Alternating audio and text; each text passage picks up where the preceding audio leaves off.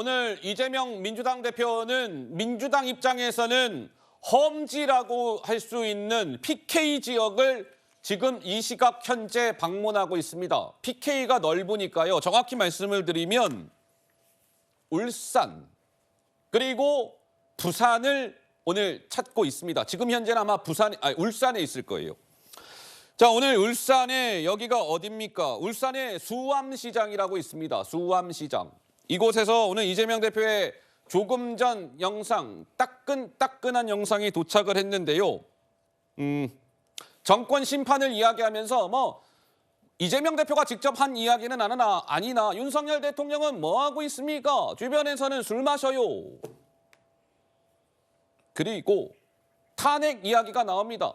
우리 위대한 국민들은 촛불을 들고 그 당시 부당했던 박근혜 대통령을 끌어내렸습니다.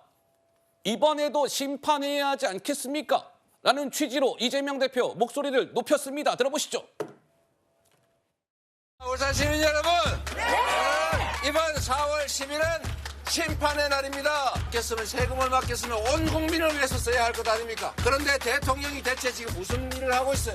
심판해야 됩니다. 책임을 물어야 합니다. 책임을 묻는 것도 힘들면 아예 퇴출해야 하는 것 아닙니까? 김에도 나왔네.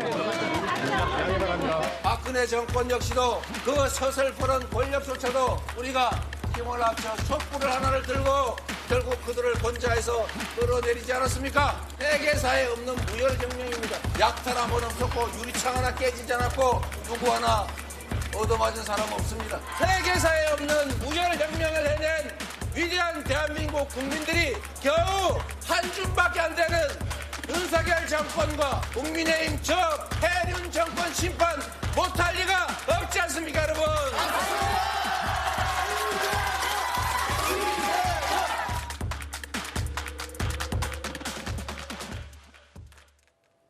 야당 대표가 할 수 있는 이야기 중에 아마 굉장히 높은 수준의 센 워딩이 나왔다고 봐야 되겠죠. 박근혜 대통령을 탄핵했을 때를 이야기하면서 그때 세계사에 없는 무혈혁명이라는 이야기를 합니다. 무혈혁명.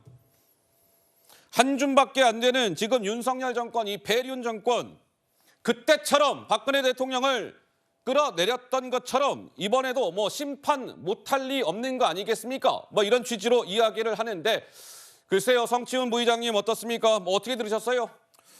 글쎄요, 아무래도 부울경은 그래도 그 보수 지지가 강한 곳 아닙니까? 그런 곳에 가서 저런 이야기를 왜 할까 생각을 해보면 있습니다. 왜냐하면 부울경 분들도 저는 보수에 대한 이 자존심이 매우 강한 분들이라고 생각합니다.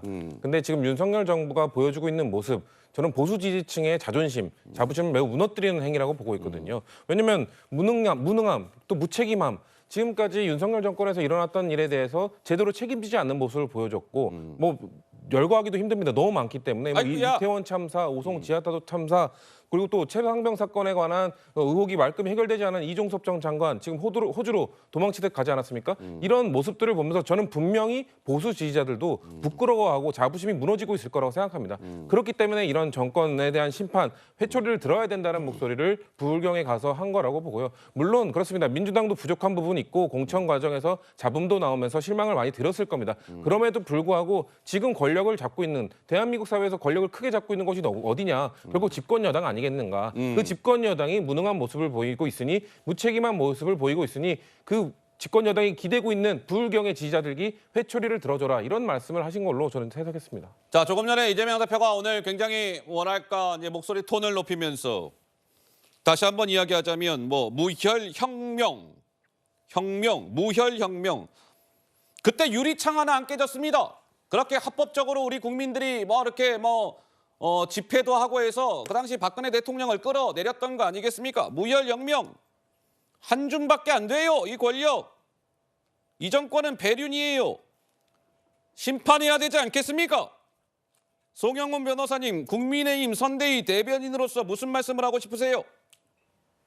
그렇게 국민들이 촛불을 들어서 정권을 교체해가지고 문재인 정권이 들어섰었잖아요. 그랬는데 국정 운영을 어떻게 했습니까? 사실은 촛불을 들고 나왔던 그 국민들께서는 아마 정직하게 국정 운영을 해주기를 가장 바라셨을 텐데 바로 어제 무슨 일이 있었습니까? 문재인 정부 때 있었던 그 통계 조작 관련자들 다 기소됐잖아요. 아니 어떻게 청와대와 국토교통부가 그렇게 국가의 통계를 조작해가지고 그거 정말 국민 전체를 속인 거 아닙니까? 그렇게 정권이 운영됐는데 그런 민주당이 지금 저런 말을 할 자격이 있는지 모르겠고요. 그다음에 이건 어떻게 보면 약간의 셀프 디스일 수도 있는데 셀프 디스요? 무슨 저희가 말씀이세요? 4년 전에 경험을 해본 입장에서 네. 민주당이 선거를 저렇게 치르면 안 됩니다. 국민의힘이 자유한국당 시절에 2019년에 이제 광화문 앞에서 장외 집회도 하고 시민들도 굉장히 많이 오시고 황교안 대표는 삭발도 하고 그렇게 해서 정권 심판론에 매달려서 선거를 치르면서 선거 이길 줄 알았거든요. 그랬는데 사실 역대급의 패배를 당했습니다. 아이고야. 지금 민주당도 자기 지지층만 결집시켜가지고 장외 행사를 하면은 저 정도 사람 당연히 모이죠. 거기서 분위기도 업되고 무슨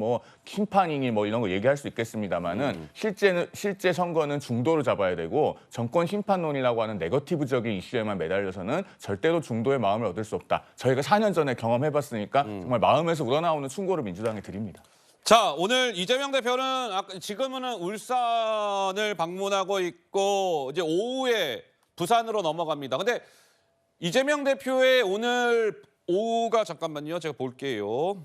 부산 일정이 오후 2시에 시작이 됩니다. 부산 기장시장 방문 인사로 부산 일정이 시작이 되는데 잠깐만. 이재명 대표 그때 이제 이런 일이 있었잖아요. 이게 벌써 시간이 1월입니다. 1월 달에 바로 부산이죠, 부산. 이곳은 1월이었습니다. 때는 1월이었고 부산에 있는 가덕도 신공항 부지에서 이 목보위에 공격을 받았었죠. 이재명 대표. 그것이 이제 부산인데 저렇게 흉기 피습을 당한 이후에 처음으로 오늘 이제 부산을 방문하게 되는 겁니다. 그런데 저 당시에 좀 논란이 있었죠. 부산대 병원으로 갔다가 지금 서울대 병원으로 이송되는 과정에 헬기로 이송이 됐고 특혜 아니냐 등등의 논란이 있었는데 어찌 됐든 그러한 부산을 오늘 흉기 피습 이후에 처음으로 이재명 대표가 방문을 한다. 보니까 부산에서 특히 보니까 이재명 대표가 시장을 많이 방문을 하더라고요. 기장시장, 당감새시장, 장림골목시장 이런 것을 간다고 하는데 오늘 어떤 모습이 연출이 될지 한번 지켜봐야 될 것 같습니다.